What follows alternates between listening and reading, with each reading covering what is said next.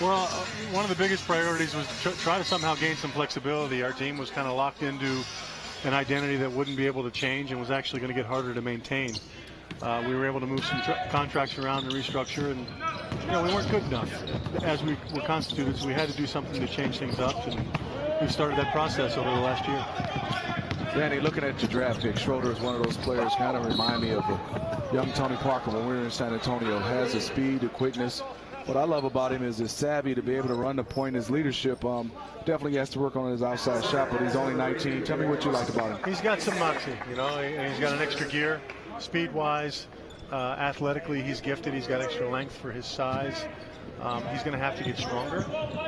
He's still a young kid. I mean, and I think as his body matures and gets stronger, and he continues to get more athletic with that strength, I think he has a chance to be a very good player. And you changed coaches as well. Mike Budenholzer, I know that you're very familiar with Mike from all his years in San Antonio.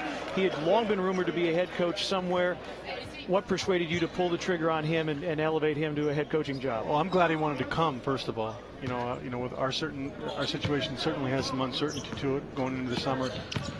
He's, a really talented coach that would have opportunities as he started to finally start to look. And, for me, certainly his knowledge of the NBA, his clarity in how he wants to play and the players he likes to have, his understanding of the bigger picture. I mean, he knows the salary cap. He knows all the things that have to take to ultimately build a team that can sustain success. So, partnering with him going forward is really an exciting thing for me. And certainly we have work in front of us, but I feel like someone that'll challenge me and help make us all smarter by working with him. And a big decision, matching Milwaukee's offer for Jeff Teague. Yes, it wasn't a really very hard decision. I think every negotiation is difficult, especially restricted free agency negotiations. But Jeff is someone we said all along that we valued, and we're excited to have him back with our group, and he can be an important leader for us as we transition forward. Danny, looking at this Atlanta Hawks team you constructed, still a question mark. People are asking, will you have Al Horford still play the 4 or the 5, or are you still looking for to find a big to play alongside Al? Well, we want good players, first of all. I don't think we just want to throw someone out there because they play a center. But we do want Al to be able to play both 4 and 5. And I think we'll be able to address that in some way coming up here. But, certainly long-term, having someone that can play next to him and put him even more forward would be a good thing, I think.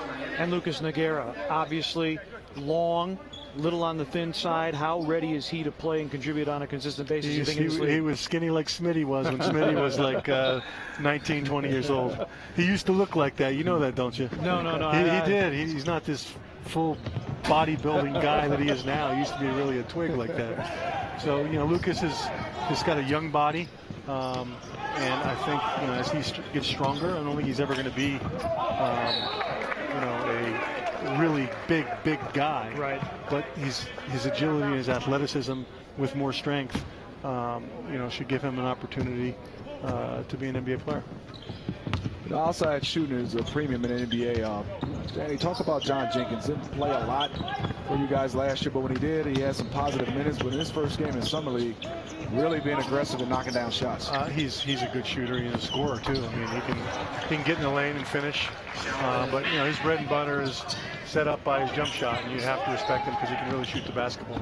I think he has a chance to be a very good player. I look at the draft as you have to draft well, you have to develop, and then you have to give him an opportunity to play. And we're in that transition now where John's done some development work and has more to do, but he also needs an opportunity to play. Danny, thanks for the time. Great to be with you. Thank you very much. Thank you.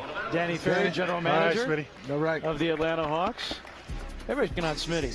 Whether it's about Michigan State, or whatever. Now you're Michigan guys, not my physique. I know. It's been a rough night for you, Smitty. I really feel for you. I'm actually okay. Doesn't bother me. You're very secure, and I'm very secure. That's a good thing. Interesting, Smitty. You're starting to see, and you talk about organizations and the influence they can have throughout a league, and now you're starting to see a little bit of, I'm going to say, the San Antonio influence. You have Sam Presti go to Oklahoma City. The Spurs Mafia? Whatever you want to call it. Danny Ferry, with Cleveland and now with Atlanta. And you're starting to see kind of those seeds be scattered to the 4 wins, and you're starting to see, whatever you want to call it, the Spurs' influence around the NBA. Well, you look at the Spurs. They have some coaching staff, and they have some guys in front office. They do an excellent job of not only developing players, but developing front office coaches and general managers and assistant general managers. A lot of scouts running around here. They have a culture that they built. Give Greg Popovich a lot of credit. R.C. Buford, that ownership, a winning culture, and they've done it the Spurs way. And you can see even in this draft, Deshaun Thomas is a player I think is going to work out extremely well for them. Marco Bellinelli, I think it was a smart pickup. And then you have the stars committed. Tony Parker, Manu Ginobili, and Tim Duncan still been able to play at a high level and for a long period of time just because of the way they take care of their body. And on the other end of the floor, you have Pat Riley, who has been such a strong influence in South Florida with the Heat franchise. Miami leading at 19-16, early second quarter.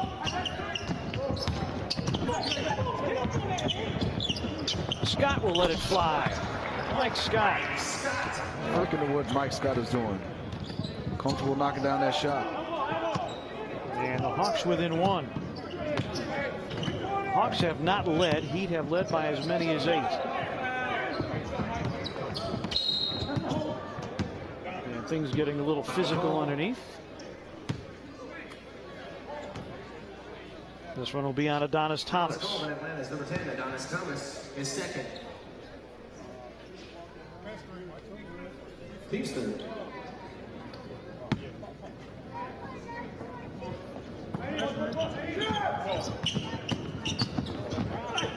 Marshall, runner, no. Follow. Thrown down by Renato. Played with Sioux Falls a year ago, along with Miami and with Boston. Jenkins uncasts a 3.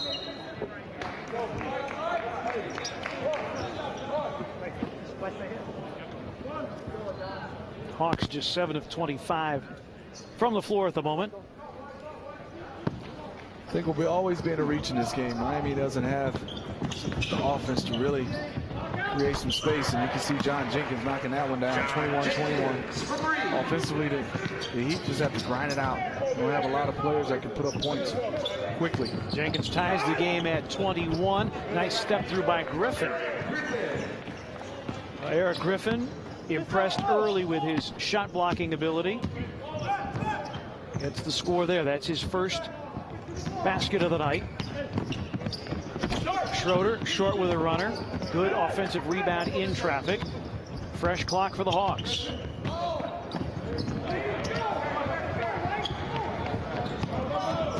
You see Schroeder makes this turnover. You can see right now he's trying to get it back defensively. Ennis for 3.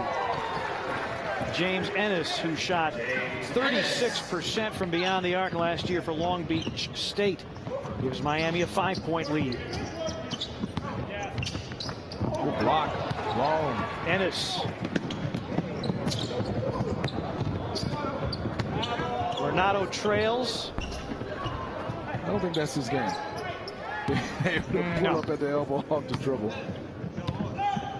But he saw the floor and the basket open in front of him and said, you know, I'm going to take this one. Mike Scott to the rim. Good job by Mike. Use of the pump fake.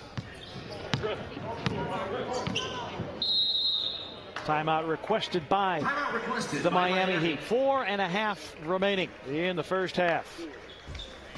Hawks have rallied, but the Heat now lead it by 3.